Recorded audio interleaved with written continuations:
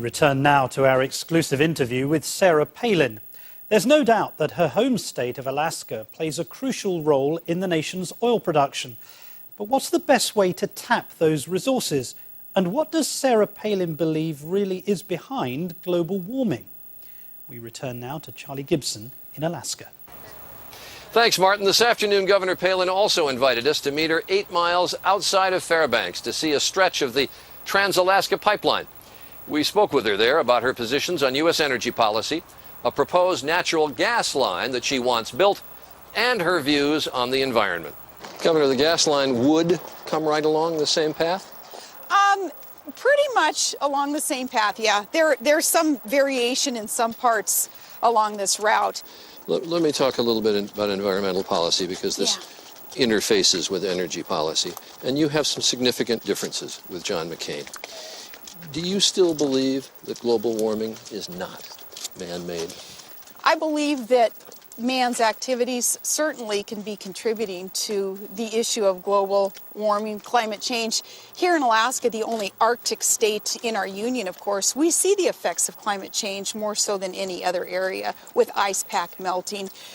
Regardless, though, of the reason for climate change, whether it's entirely, wholly caused by man's activities or as part of the cyclical nature of our planet, the warming and the cooling trends. Regardless of that, John McCain and I agree that we got to do something about it, and we have to make sure that we're doing all we can to cut down on pollution. But it's a critical point as to whether or not this is man-made.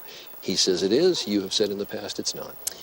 The debate on that even really has evolved into, okay, here's where we are now. Scientists do show us that there are changes in climate. Things are getting warmer. Now, what do we do about it? And John McCain and I are going to be working on what we do about it. Yes, but isn't it critical as to whether or not it's man-made? Because what you do about it depends on whether it's man-made. That's why I'm attributing some of man's activities to potentially causing some of the changes in the climate right now. But color me a cynic, but I hear a little bit of change in your policy there when you say, yes, now you're beginning to say it is man-made. It sounds to me like you're adapting your position to Senator McCain's. I think you are a cynic, because show me where I have ever said that there's absolute proof that nothing that man has ever conducted or engaged in has had any effect or no effect on climate change.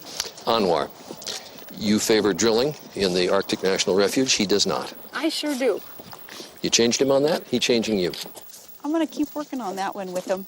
Anwar, of course, is a 2,000-acre swath of land in the middle of about a 20 million acre swath of land. 2,000 acres that we're asking the feds to unlock so that there can be exploration and development. So you'll agree to disagree on Anwar? That's exactly right. We'll agree to disagree, but I'm going to keep pushing that, and I think eventually we're all going to come together on that one. Thanks to Charlie Gibson touring the Trans-Alaska Pipeline with